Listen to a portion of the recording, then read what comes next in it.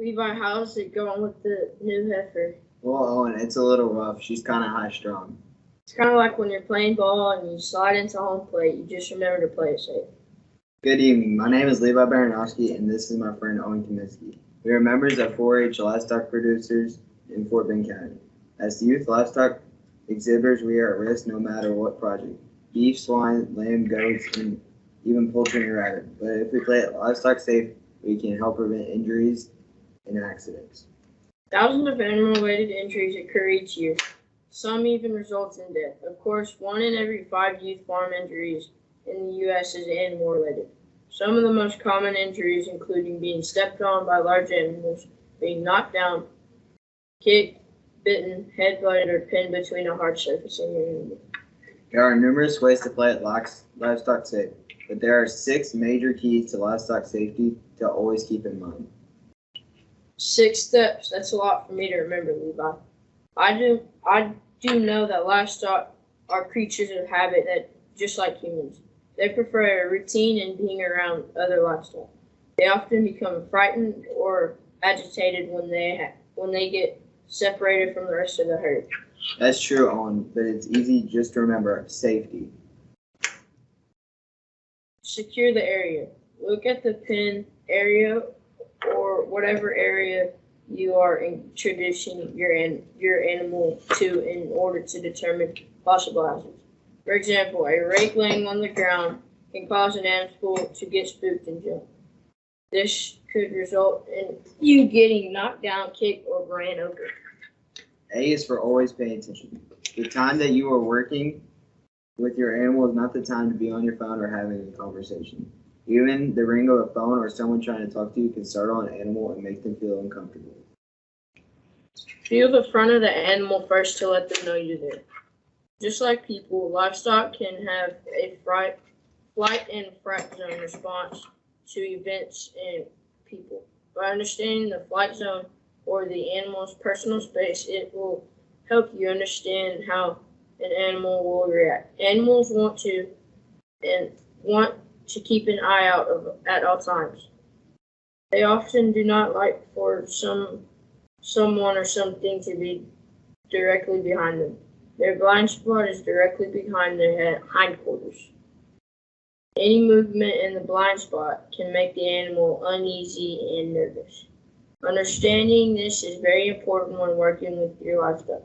It is best to approach from the front. E is for energy. An animal can sense your mood, feelings, and fear.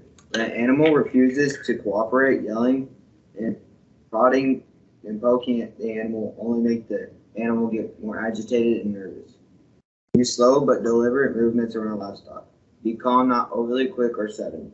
Animals remember past experiences and treatments in reacting to a situation or a person.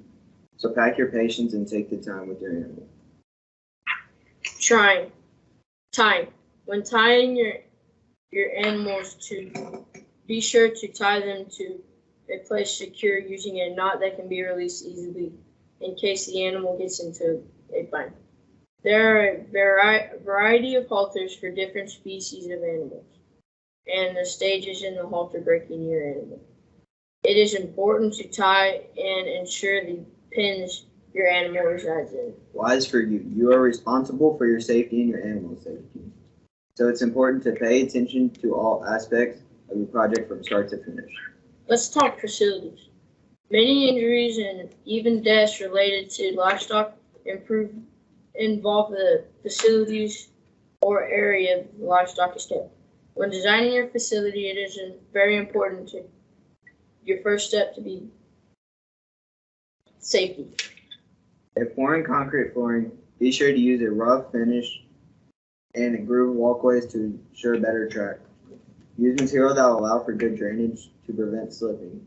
Use quality materials for fencing and gates to ensure security. Use adequate lighting. Livestock often get spooked by their own shadows. Alley chutes should be large enough for an animal to pass through but not turn around. You should always plan an escape route in pens and in close quarters. Levi, I probably shouldn't wear Crocs when I'm working with my steer. There are 26 bones in the human foot, and all of those can be crushed just being stepped on by an animal. Whether if it's a 240-pound hamp barrel or a 1,500-pound bred heifer, you should always wear sturdy work shoes or boots. Non-skid soles also help when working on wet surfaces. Gloves help protect your hands from vaccines, chemicals, diseases, and feces, not to mention an occasional halter rope burn when you're working with the crazy ones. One last reminder, transportation. It is important to run a safety check on your trailer and pickup before hauling your animal. Make sure all latches, chains, and hooks are functional. Make sure the floor is clean and free from slippery debris.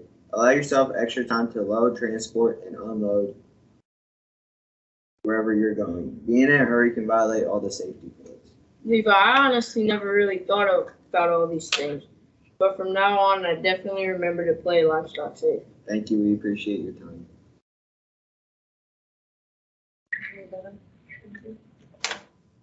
All right, great job, guys. Woohoo, great job.